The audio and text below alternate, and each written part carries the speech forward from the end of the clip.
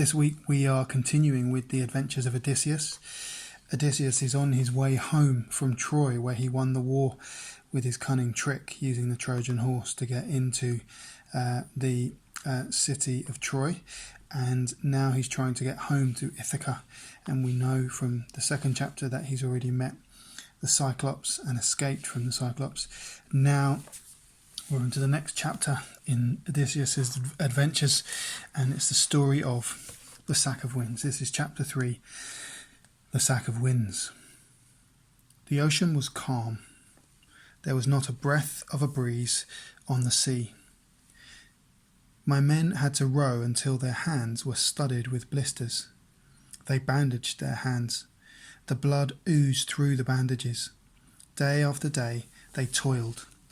It was as if we were crossing the surface of a mirror. At last we saw that something was approaching us. It was flashing and bobbing, reflecting the light of the sun. A floating island surrounded by walls of bronze. I'd heard stories of this place from sailors. I'd heard it offered a welcome, and sure enough, when we came closer, the guards atop those bronze walls shouted, "King Aeolus offers sanctuary in exchange for tales of your adventures." We rowed through a pair of bronze gates and tethered our ship to the jetty.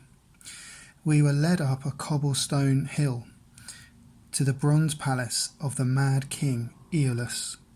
He loved to hear the stories of the world, but he would never choose to leave his island. For 7 days and nights his hall echoed with our tales. We filled our bellies with roasted meat. All this time there was not the faintest whisper of wind outside. When I mentioned this to Aeolus, he cackled and nodded his head. At last the time had come to resume our voyage. His soldiers led my men down to a harbour. The old king gestured to me to follow him up a flight of stairs to his bedroom. He led me to a curtain in the corner. Gleefully he pulled it back. I saw an alcove. I saw a sack tied tight with a silver thong. It writhed and wriggled. The king looked carefully around. Then he gestured to me to come closer. I came so close I could taste his breath on my tongue. He whispered, "Zeus is my friend. He's in the middle of a feud with his brother Poseidon. He has stolen the winds of the world from the sea god and put them in this sack. He has given it to me for safekeeping. I am to open it when I see fit. It crosses my mind that I could let out one gust to fill your sail. With that wind behind you, you'd be carried across the surface of the sea as surely as an arrow loosed from a bow. I will give the sack to you. When at last you plant your feet on Ithacan shingle, you can open it and set free the gusts and gales. You will soon be home." I wept for joy. The old man knelt beside the sack and untied the knot in the silver thong. He dipped his hand inside and pulled out what appeared to me to be a writhing snake of smoke. He opened his hand and the snake vanished. We shivered. Aeolus pulled the thong tight again and gave the sack to me. The king and I went down the cobblestone hill to the harbour. I climbed aboard the ship. I placed the sack just behind the prow on the foredeck. My men were waiting at their benches. The people of the island were lining the jetty. I shouted, "King Aeolus has given me the finest gift that ever I received in my entire life. This sack holds a treasure greater than all the spoils of Troy." His subjects cheered, and the king beamed from ear to ear. My crew stared at the sack. Once we were out of those bronze gates, we unfurled the sail and lifted the oars from the water. The old man spoke the truth. The sail filled with wind. No need to row, no need to steer.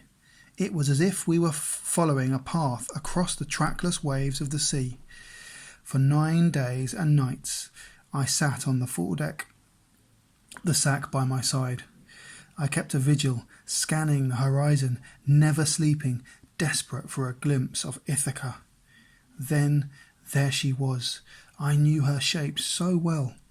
The valleys, the secret places only I had seen, the terraces, the vineyards, the beaches, the outline of my beloved Ithaca, great Mount Neriton rising high into the sky, the land that gave me life.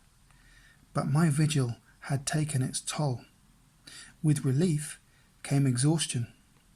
I told my men to wake me when at last the prow ground against the beach.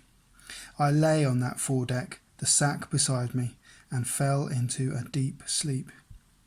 Under the sea, Poseidon saw his moment. He lifted his hand. His gesture caused a huge wave which our ship had to climb to overcome. As the prow of the ship rose, the sack beside me slid from the foredeck and landed in the lap of one of my crew. He turned to one of his friends and said, "Did you hear what Odysseus told that king? He said this sack contained the finest gift he had ever received. Everything else he shared with us. He ought to share this too. After all, we've risked our lives as often as he has. But this treasure he seems to want to keep for himself.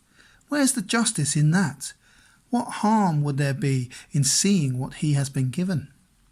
He untied the silver thong. He pushed his thumbs into the mouth of the sack, and as he did so he was blasted from his bench onto the deck. He saw 1,000 wriggling snakes of smoke rising from the sack into the sky. Poseidon had all the weapons he needed now. The sky darkened. The waves rose up around us. The sail was torn to shreds. The ship was spinning. The spinning woke me. I sat up. Poseidon spat brine into my eyes. I looked for Ithaca, but already she was so vague that she might have been just the edge of a cloud. I reached out across the side of the ship and tried to clutch at her as if to pull her towards me, but she was gone. I was so seized with despair, it was all I could do to hold back from hurling myself into the waves. The north wind tossed us for the south wind to catch. The west and the east winds fought over us. Sometimes we were climbing mountains of water. Sometimes we were sinking into valleys and the sky could not be seen. It was clear that Poseidon wanted us dead. How would we ever see our homes, our hearths, our fields and farms and families again?